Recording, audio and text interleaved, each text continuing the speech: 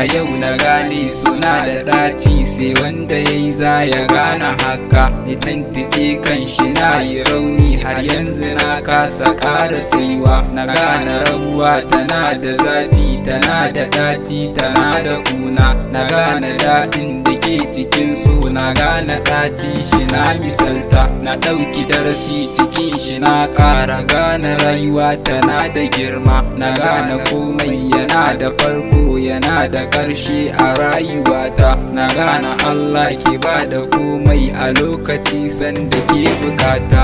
Idan ya so za ya baka koda ba kai kalar wanda za a ba.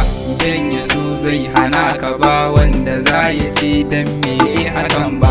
Allah kake ba da duk abin so ga wanda ka so ba wane ne ba. Kake nufin ba wa wanda ka so ba dan kuɗi ko dan mulki ba. Duk wanda ka ba ikonka ne, hikimar ka ce ba karfinsa ne ba. Allah ina godiya da komai da kai garan banji na gaza ba. Duk yanda kai ni gare ni ya min ba zan ji zafi da na rasa ba. Allah kana ji kana gani na, Allahu ka san ina bukata. Allah ka min karka duba kaina domin ka san ba zan iya ba.